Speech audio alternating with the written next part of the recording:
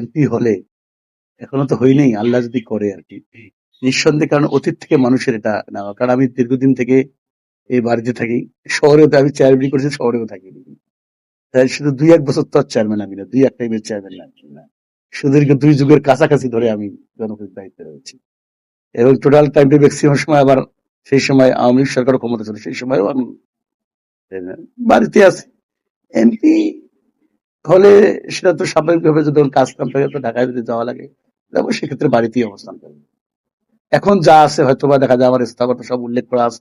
আমার তো চাওয়া পাওয়া যে যতদিন আমি থাকবো ততদিন পর্যন্ত আমার মনে হয় না আলাদা কিছু করবো। আমার এই ধরনের মানসিকতা কোনোদিন অতীতেও আসেনি, বর্তমানেও নাই, অতীতেও হবে কিনা আমার সন্দেহ। কারণ বয়সের শেষ প্রান্তে দিকে এখন একজন মানুষ যখন 40-এর উপরে বসে যায় তখন আর করে থাকে না। আগেই তো পেয়েছিলাম, তখন তো হয় নাই, এখন আর ওই ইচ্ছা আকাঙ্ক্ষা নেই।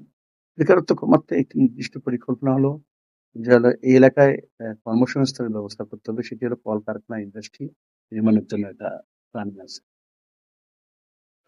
সেটা সময় মতো ইনশাল্লাহ হলে সেটা বাস্তবায়ন করছে। সেই প্ল্যানিং তৈরি করতে হবে, ট্রেনিং সেন্টার একটা তৈরি করতে হবে।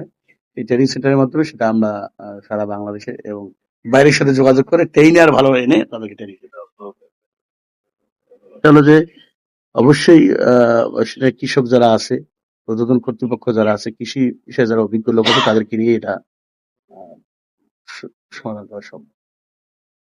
যখন সম্পর্ক প্রশ্ন আসবে উত্থাপন করার জন্য, তখন অবশ্যই সেখানে তুলে ধরবো মহান জাতীয় সংসদে। ধন্যবাদ। পুরো যদি আইনগত উদ্যোগ থাকে, সংসদে তো ৩০০ পার্লামেন্টারিয়ান সদস্য থাকবে, সেখানে অবশ্যই উত্থাপন যখন হবে এই বিষয়টি, সবাই যেভাবে মতামত দেবে সেই মতামতের সাথে দ্বিমত পোষণ করবো বলে তো মনে হয় না, কোনো একমত থাকবো। নিজস্ব ব্যক্তিগত মতামত থাকলেও যখন আপনি একটি বিজয় অর্জন করবেন, অবশ্যই বিজয় যখন আপনার কাছ থেকে নিরাপদ থাকবে, তখনই আপনি সত্যতা করতে পারবেন। সুষ্ঠু নিরপেক্ষ নির্বাচনের মধ্যে দিয়ে সাধারণ জন্য থেকে পাঁচ মধ্যে শান্তিপ্রিয় মানুষ যেন তাদের পরোক্ষ এবং প্রত্যক্ষ ভোট সঠিকভাবে সুন্দরভাবে দিতে পারে, এই জন্য অবশ্যই আমাদের সেদিকে সচেতন থাকতে হবে। সেটা বাস্তবায়ন করার জন্য যে ধরনের পদক্ষেপ আসবে আমরা নেবো ইনশাআল্লাহ। এটা একটা বিষয়, কারণ এমপি হওয়ার পরে তো মানুষের অনেক ধরনের চিন্তা চেতনা এখন যেটা তো অনেক বড় মাপের হয়ে যায়। আপনি এটুকু আমার প্রতি আস্থা রাখতে পারেন যে অবশ্যই জনগণের স্বচ্ছ জবাবদিহিতা যদি না থাকে, তাহলে এমপি কেন বড় কিছু হয়ে কাজ হবে না।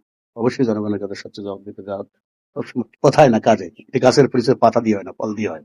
হ্যাঁ, জনগণ সেটাকে প্রতিশ্রুতি ব্যর্থ হলে সেখানে ইয়ে করে ব্যর্থ এমপি হিসেবে তো জনগণ সেটাকে প্রত্যাখ্যান করবে অবশ্যই।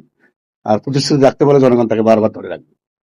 একটা জিনিস আপনাকে মনে রাখতে হবে, আজকে গত সরকারের যদি কথা বলি, মানুষের যদি মত প্রকাশের যদি সুযোগ থাকতো, তাহলে এই সরকারকে এত এভাবে পালাবে। মানুষের মত প্রকাশের অবশ্যই স্বাধীনতা দিতে হবে, এবং সাংবাদিক তার অনুসন্ধানী তার লেখনীর মধ্য দিয়ে দেশ এবং জাতিকে তুলে ধরবে সামনের দিকে। এটা অবশ্যই বিষয়ে 100% এটাতে আমার সমর্থন থাকবে বলে মনে হয়।